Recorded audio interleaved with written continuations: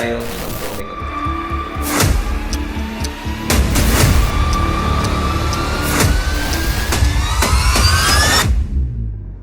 Okay, nagbabalik tayo sa ating programa sa one-on-one at kapiling natin ang Public Employment and Service Officer ng ating lalawigan, si Ma'am Jane Banasihan Corcuera. Welcome sa ating programa, best friend, at Happy New Year! Best friend, Happy New Year, and thank you again for having us here.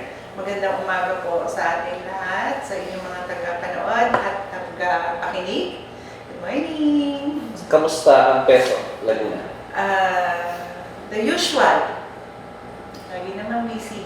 Always busy. Kasi syempre, nakakaya naman. Ang governor natin ay napakasipag. Tapos, hindi mo pwedeng hindi sasabayan talaga. And to add to that, ay talaga naman kung marami kasi talaga nakalinyang programa ang ating tanggapan.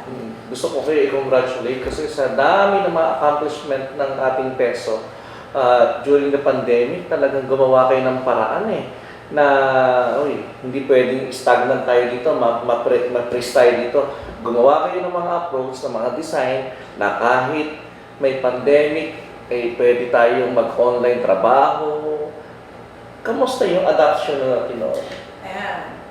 Ano yun nagkaroon na tayo ng pan dyan Continuous improvement ang ginagawa natin dyan. Kasi syempre, hats off din tayo sa ating mga ka-team.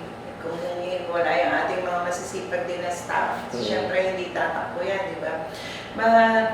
Sabi ko nga, kailangan tuloy-tuloy. Nasa mundo tayo ngayon ng technology na talagang mayat-maya nagbabago. So, continuous improvement, dati,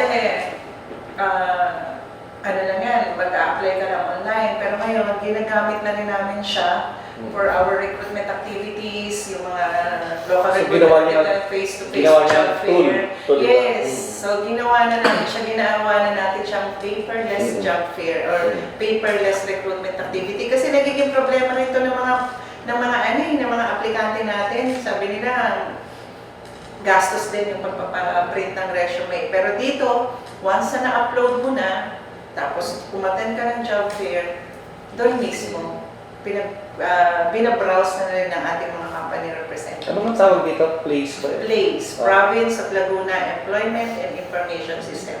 Marami pa tayo nakalinya dyan na development. So, itong place na to, isang app to? Tama ba? Yes, isang app. So, pwede nilang mag-download sila sa cellphone nila ng place? Tama ba? Pwede siyang ma-open.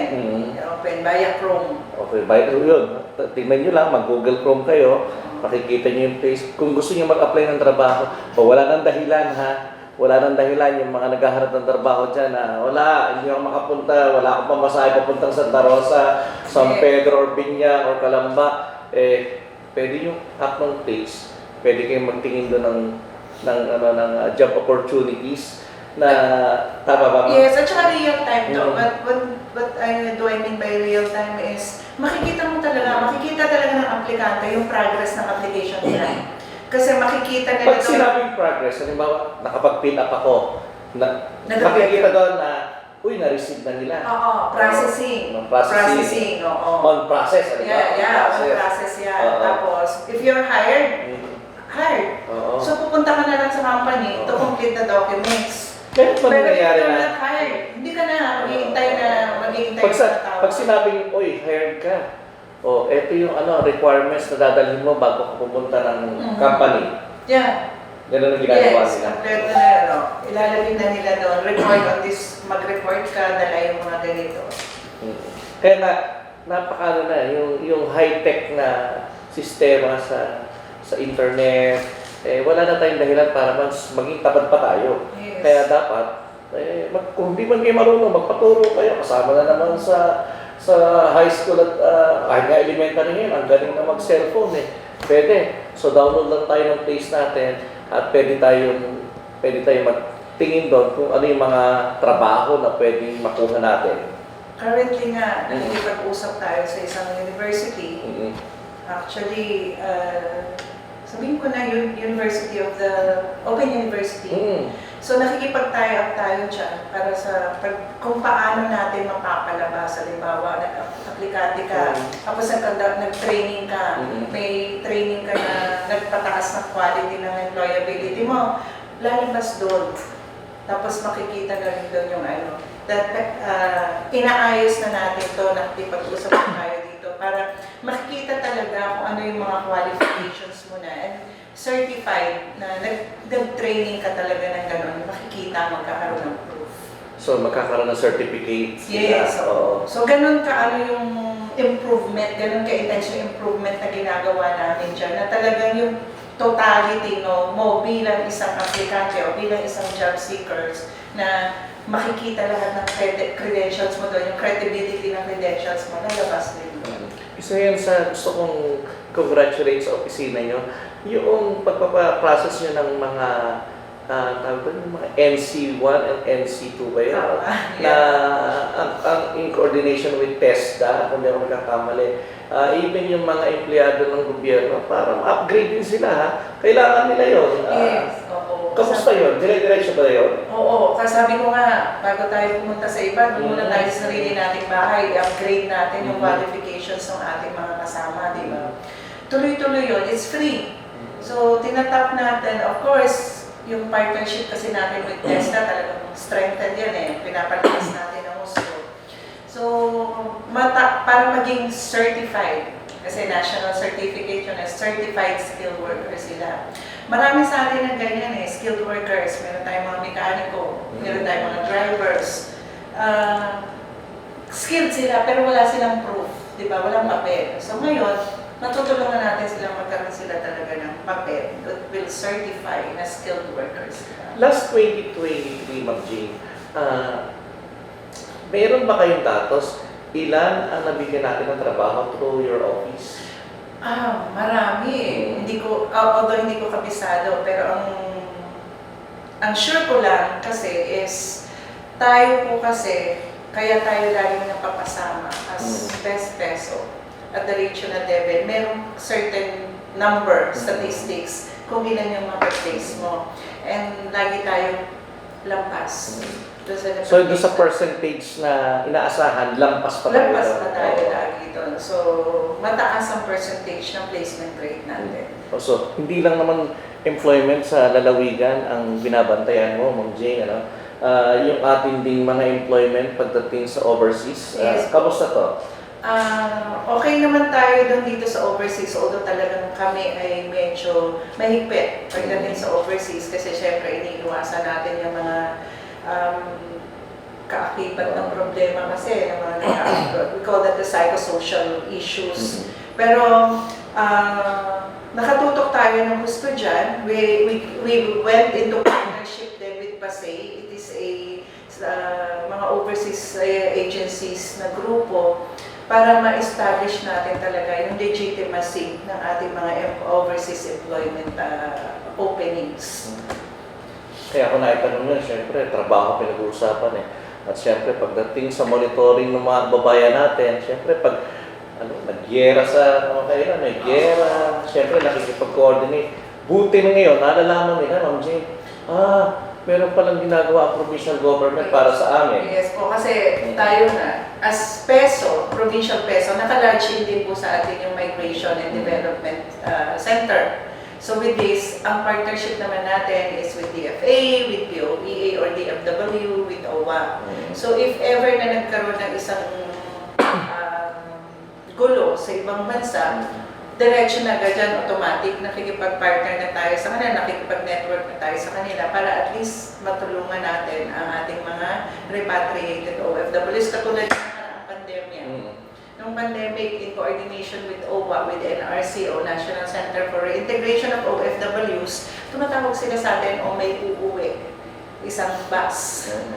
Dito ibababa. So kami naman, tatawag tayo sa ating mga, sa PDRIM, si PDRIM natin ko-contact sa mga MDRMOs, saan namin pipikapin, saan namin bababain, ibababa para susunduin naman nila. So, ganun yung coordination natin. Close coordination with OWA, DFW. Importante yun eh. Yes. Na doon lang man lang sa approach na we are taking care of sa mga displaced workers natin, naibig ng mga gyera, malaking tulong na sa kanila. At bukod doon, Ma'am Jane, pagka, siyempre, report mo kay Gob, Group. Ito, may displaced workers from ibang bansa. Sila hindi mo po. Ano ang una yung ginagawa para matulungan sila? Siyempre, meron tayong konting orientation din sa kanila and konting financial assistance about repatriation nila. So, pupunta sila sa amin sa office, magre-report sila. Meron lang tayong konting pilipan and then endorse natin for a small amount of financial assistance. Just to get by ba? Kasi syempre, pagdating dito ng mga yun, wala talaga. Wala silang dala. Walang bit-bit. Ha? Minsan nga, wala kang nadalang damit eh. Gawa nang hindi na nabalikan doon sa area nila. May mga times din na direct.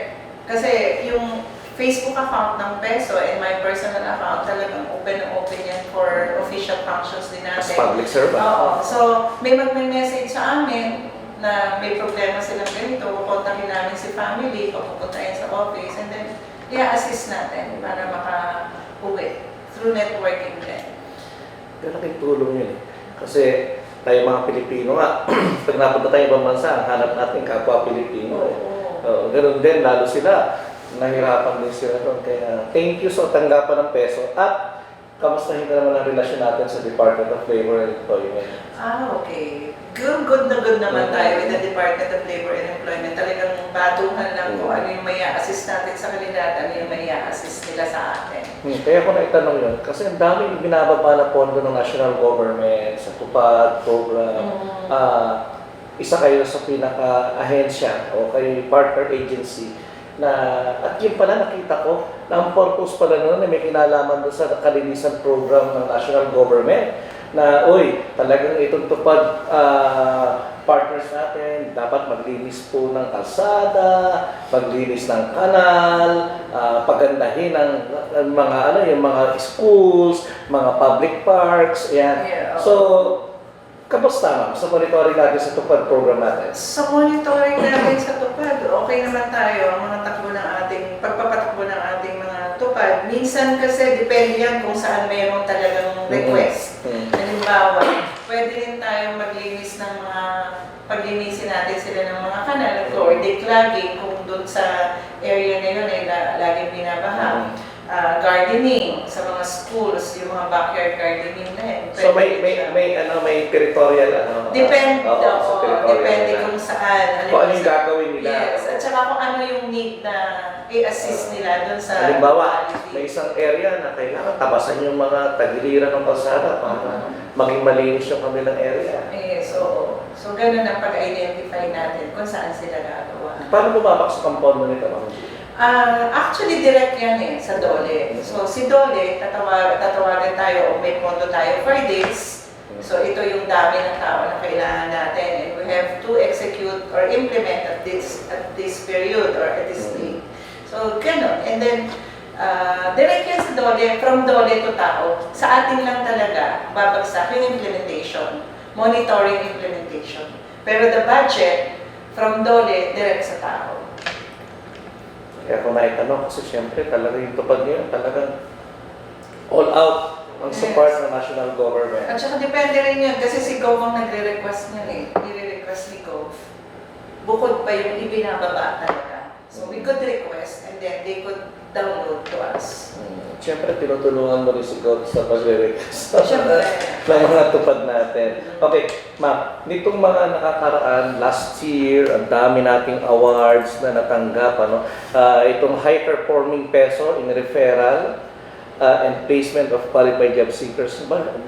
Ibig sabihin, may monitoring din sa high level natin. Yes po. Yun yung sinasabi ko sa iyo kanina na lampas kami doon sa target. Meron kaming monthly employment report na binibigay sa DOLE. Then si DOLE naman, hindi nyo basta tinatanggap yan. Tine-check nila kung talagang totoo yung nire-report namin. So hindi yan report na nakatingin ka na sa langit at bilang ka ng bituin. Yes. And isa pang natanggap niyo dito, yung high-performing peso in the provision of labor market information. Ano to? Labor market information? Ayan. The number of job seekers in the province, the number of vacancies in the province. Okay. So, nakakatulong dito yung ating place. Real time kasi, nakuha natin yung number of vacancies ng mga companies. Real time talaga. Kasi yung iba 500, pero pag 200 na lang pala. Ma'am Jane, itong place natin, halimbawa, nagustuhan ko, mag-apply ako dito, kailangan ng ganitong skills, kaya hindi siya qualified doon. Saan ang baksak niya? Halimbawa, na-turn down, hindi ka, denied ka dito. Meron ba siyang other option para puntahan yung ibang Yes, so kasi sa place, hindi katulad dyan ng house to house ang pag-a-apply mo na mamumroblema ka sa pamasahe. Sa place, kung makikita mo, kasi dyan, pag search, ima-match mismo ng system yung qualifications mo dun sa required na company. So, lalabas doon ilang companies or ilang vacancies ang pwede mong applyan. So, lahat yun, di ba, pala match? 10. Oo, 10. Applyan mo lahat yun. Lahat naman yun, mag-aaral sa'yo eh. Oo, mamimili ka na doon pagka Yes. lahat gusto kang matanggap. Okay, high-performing peso in the conduct of career advocacy and employment coaching. Meron pa pala kayong gano'n? Yes. Graduating high school students, so grade 12 and graduating So, it's college students. school campaign, parang Yes, school campus, campaign yan na we conduct the employment coaching. Ano ba yung ginagawa namin sa employment coaching? Pinapakita namin what is LMI, ano yung may existing vacancies, ano yung mga qualifications, ano yung mga course na match. So, ito yung may demand dito sa Laguna, so ito yung kurso na kuhanin mo, posible.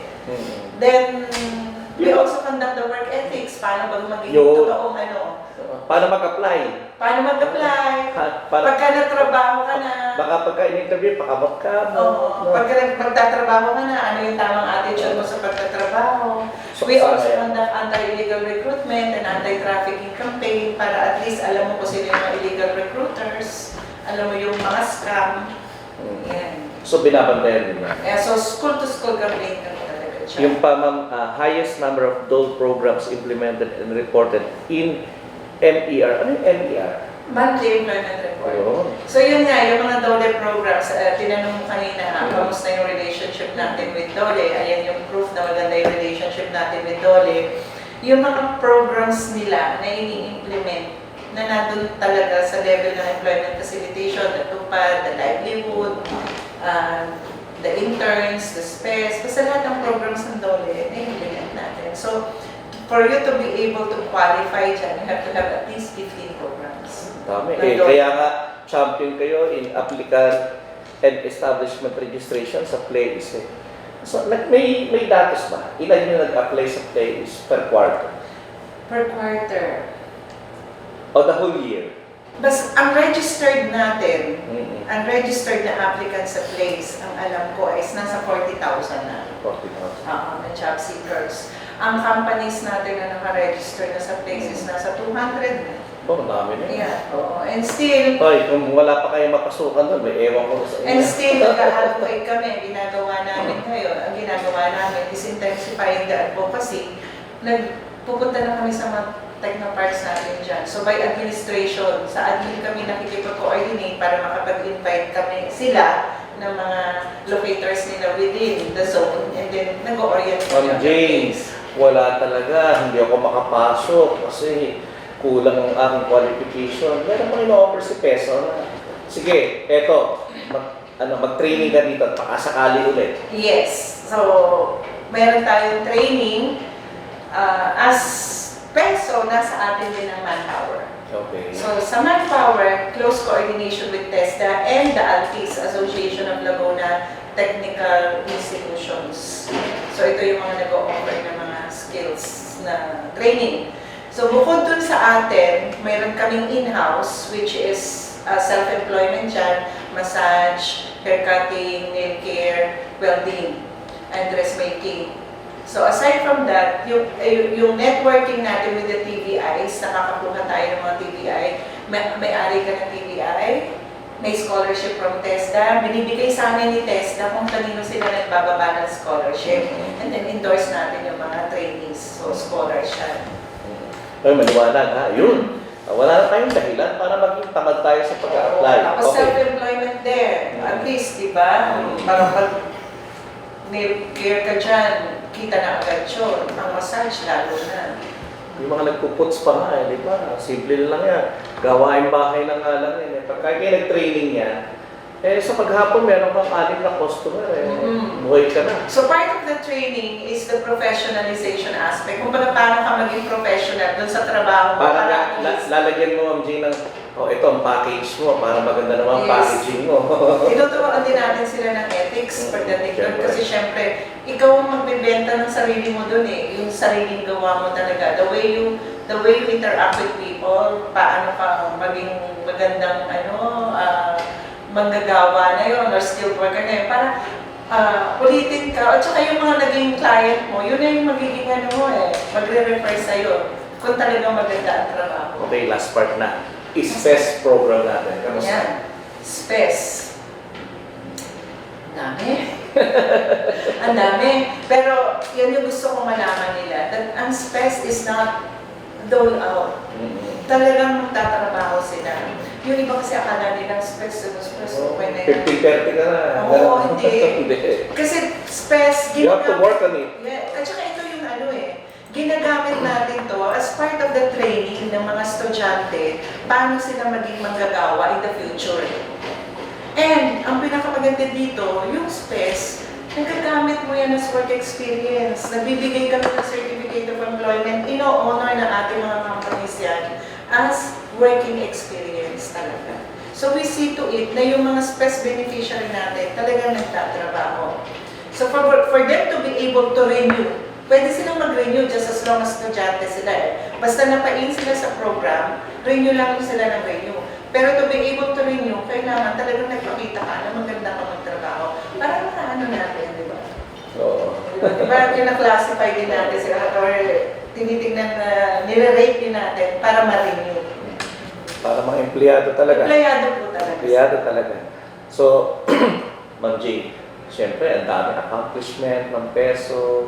Siyempre, ang provincial government, hindi lang naman peso ang pinag-uusapan dito Ang provincial government of Laguna under the leadership of Governor Ramil. Ano sabi niya sa'yo? Ano naman ang ating governor simpleng tao yan So, the fact na mapansin ka, nagpa-perform ka, at kino-congratulate ka for a job well done, masarap ng pakinggan talaga. And it keeps us motivated pa rin. At syempre, meron tayong sa praise award. So, isa sa mga nakakatuwa nga ngayon is yung nanonotice ka, nabibigyan ka ng award because of your performance. Pero syempre, sabi ko nga sa'yo kanina, nakakahiya. Kasi masipag yung boss mo Pag masipag yung boss mo, kailangan mas doble sipag ka. Diba? At syempre, nagtatrabaho ka talaga ng mahusay. Yes. Syempre, pwede ka naman magpapalit kung ano na lang yung sundan ng mga dati o kaya yung kung ano na lang yung naandyan, bahala na si Batman. Pero ikaw, beyond Syempre, nag-iisip kayo ng, teka, hindi lang ako nakabox dito sa opisinang ko. Kailangan lumabas ako dito, maghanap pa ako ng other resources para mas lalong makatulong sa ating mga kababayan. Actually, yung peso is one of the offices na talagang kailangan mo na talaga ng mag-iisip ka. Kasi the peso, hindi dumadating ang trabaho. Ikaw mismo yung hahanap ng trabaho. And may mantra kami sa office. We try to make a difference in the quality of service we provide. Hindi pwede sa amin ang nakakahon na. Kaya peso, you make a difference for others, di ba?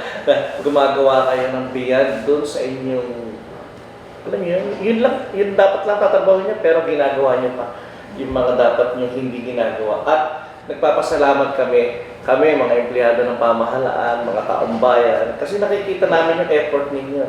At yung effort ninyo yan, nagdadala rin ng pagkilala, hindi lang sa peso, kundi sa lalawigan ng Laguna na ating minamahal na probinsya. Ma'am Jane, nasa iyo pagkakataon to, sabi natin yung mga kabayan, kung meron kayong mga advice sa kanila. Alam mo, napakasarap din kasi Sir Sanchi yung mga tao, sabihin sa'yo, thank you very much po. Nagkatrabaho kami gawa niyo.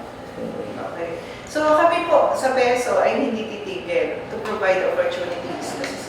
Ito po parati ko rin sinasabi. We at the government, we can only provide opportunities, but all the rest, manggagaling na po sa inyo.